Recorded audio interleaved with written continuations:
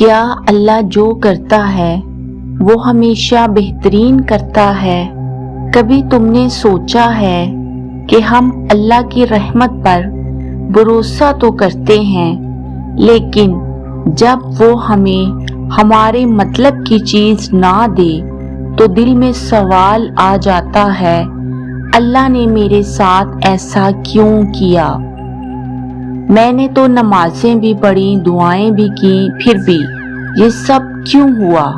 یاد رکھو، اللہ تمہاری دعاؤں کو رد نہیں کرتا، اللہ تمہیں نظر انداز نہیں کرتا، بلکہ وہ تمہیں وہ دیتا ہے جو تمہارے لیے بہتر ہوتا ہے۔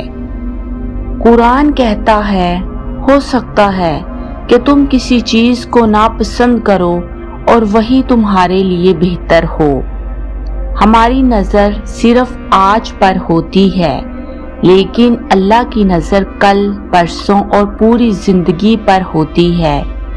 وہ جانتا ہے کہ کون سی چیز تمہارے لیے فائدہ مند ہے اور کون سی تمہیں تباہ کر دے گی۔ کبھی کبھار جس چیز کے نہ ملنے پر تم روتے ہو، وہی چیز اگر مل جاتی تو شاید تم اپنے رب سے دور ہو جاتے، تو اللہ نے تم سے وہ چیز چھین کر تمہیں اپنے قریب کر دیا۔ کیا یہ نعمت نہیں؟ رسول اللہ صلی اللہ علیہ وآلہ وسلم نے فرمایا، مومن کا معاملہ بھی عجیب ہے، ہر حال میں وہ فائدے میں رہتا ہے، اگر خوشی ملے تو شکر کرتا ہے اور اگر غم ملے تو صبر، دونوں ہی صورتوں میں اسے اجر ملتا ہے۔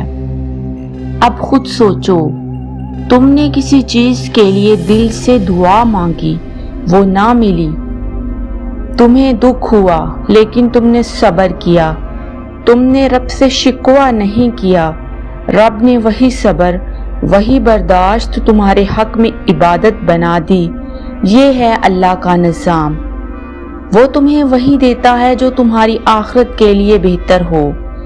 ہم سب دنیا کی چیزوں کے پیچھے بھاگتے ہیں، لیکن اللہ وہی چیز دیتا ہے جو تمہارے لیے دینی اور دنیاوی لحاظ سے بہتر ہو۔ جو شخص اللہ پر بھروسہ کرتا ہے، اللہ اس کے لیے ایسے راستے کھول دیتا ہے جہاں وہ سوچ بھی نہیں سکتا۔ تو اب جب کوئی دعا پوری نہ ہو تو دل میں یہ نہ کہو کیوں نہیں ملی، بلکہ خود سے یہ کہو، شاید اللہ نے بچا لیا مجھے۔ جو تمہاری آنکھوں سے چھپا ہے وہ اللہ کے علم میں ہے، تم اس پر یقین رکھو، اللہ تمہارے لیے بہترین کرے گا، نہ آج تو کل، نہ دنیا میں تو آخرت میں، مگر کرے گا یقیناً، اور وہی بہترین ہوگا بے شک۔